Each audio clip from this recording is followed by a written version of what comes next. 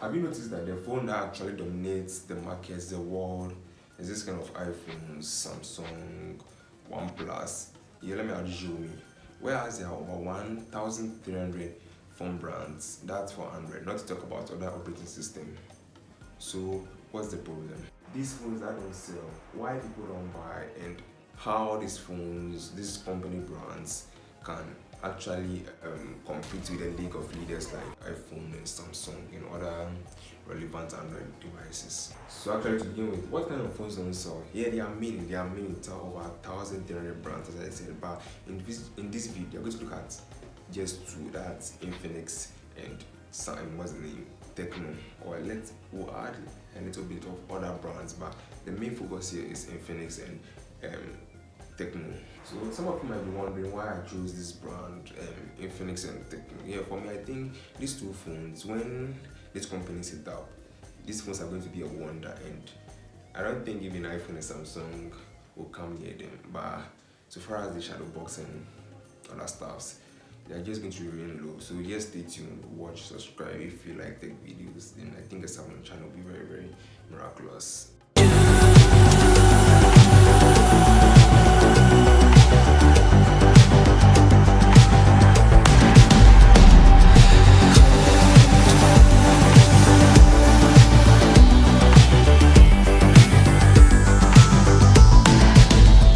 So the big question here is, why don't people buy? So yeah, for me, I think the problem here is that whilst you're using this phone, as time goes on, the performance gets poorer and poorer. Yeah, it's normal for low battery. It's normal for phones to get its performances to reduce as time goes on. But compared to the iPhone and Samsung, yeah, it might take a while. But these phones, after maybe some months or a year or something, then its performance, I don't know, it comes down very poor and poor. The more time it takes, the poorer it gets. Comparing to, yeah, I've used an iPhone 6X, iPhone 7X, 11, 12, and yeah, for a year and the two, and the performance, even though the performance reduces, but comparing to this kind of Infinix and Techno, it's very poor, very, very bad. And I think this company should look forward to fixing things like this. So another thing here is the camera. Very funny. The camera. Looking at the camera, it's not bad. I won't say it's bad. The camera is not bad. I actually took some series of pictures with this phone, and comparing the camera to that of Samsung and iPhone. Not the latest Samsung and iPhone. I compared it to iPhone X and even 7 Plus and even Samsung S10. It's very bad. The camera quality is very, very bad. It's very, very bad. I don't know why. It's very, very bad because it's 1 year old, and this X I'm using is actually, I think, 3 to 4 years old, and still the camera is, because we're in a generation where 90% of people that buy or purchase phones actually pay more or have attention to the camera. Yeah, no wonder most people actually like the iPhone because of their camera quality. But one shocking thing is that the S22 Ultra actually beats the iPhone hands down this time. So yeah, waiting for the iPhone 14. But that's not what we're talking about today. So yeah, as I was saying, 90% of people actually buy this kind of phones actually look at the camera, and looking at this kind of phone with a camera, it's not encouraging. It's not encouraging at all. Yeah, it's not encouraging. Some are okay, but some too very, very bad, very, very bad.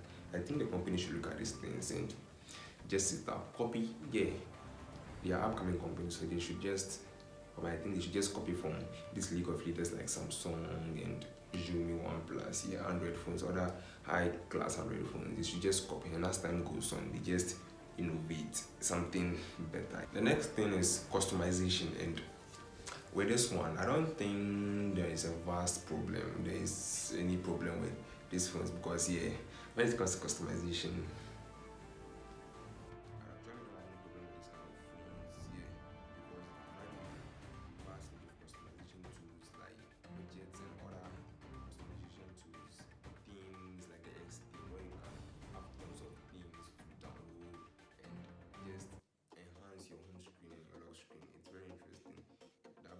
change apps and the way apps are being designed and everything from your home screen to the lock screen. not everyone has the idea of changing the interfaces of their phones, like the iPhone or one or two Samsung phones. Not everyone has the idea of changing the interface of their phone, but if you're a type who likes to play around with certain themes and some dark modes and other scary themes, then I think these phones will be best for you. Yeah. So that's all for customization. So for customization, I think I'll run these phones 8 over 10. And another thing I'm going to look at is the battery. Yeah, these Android phones per se, Infinix, Infinix, Techno, I don't think there is a problem with their battery. Not at all, because comparing this phone like this, that's a battery mAh of 5,000, which can actually last you for the whole day, which I don't think the 13 Pro Max can actually do. Yeah, so I don't think people pay rapt attention to the battery. Since other features are not well functioned on this phone, then a better battery will still not count. So in as much as the battery of these phones are okay, are good, long lasting, you can use it for the whole day, because I actually use this phone for 2 days without charging, and it's interesting. It's interesting. It just went off. So yeah, looking at the battery, I don't have any problems with these batteries, but I don't think people will pay a lot of attention to the battery if other features like their performance, their speed and everything it's poor. Yeah, in as much as they have a good battery, all those performance will actually render the phone to be, useless. And the last thing I think we should talk about is the price. One funny thing here is that the prices of these phones are not up to $200, $300, and still people don't purchase, but people go on to purchase this kind of $999,000 smartphone, Samsung, iPhone. While this phone is not up to, I think in cities, 1,200 cities, or in dollars, not up to $200, $160 something dollars, and very cheap, extremely cheap. But since its performance and everything is bad, the price, even if they say it to be free, still people will not go for it, because I don't think it's just a waste of time. Yeah, it's just a waste of time. After you buy it, it's going to help your performance and everything is going to be on point, but after some months, you regret buying it. So for me, I think this phone company should actually sit up and performance here. They should increase how their performance is, and you can also check the performance of these phones with certain apps like Antutu, Passmark, DigSpeed, and other benchmark apps where you can check the performance of these phones. So I think these companies should actually sit up, and when they sit up, they gain mastery, they copy, they renovate. It's going to be best. They're going to be competing with this kind of iPhone and Samsung and Xiaomi, OnePlus, because in today's generation it's either iPhone, Samsung, and these are the only two phones. And Google Pixel 2, it almost skipped me. Sorry, Google, it almost skipped me. So that's all for today. What do you think about these phones? If you have any of these phones and the performance is bad, you can leave it in the comment section. If the performance is good, you can leave it in the comment section. Let's have fun over there. I'm for see you in the next video. And if you want to see a video of how to make your own ring light without buying any kind of ring light, check this video. If you want to know one of the 5 useless tech gadgets that have been created, check this video. If you want to know how I unbox one of the cheapest robots, Roomba, check this video. And if you want to know how to text faster, check this video.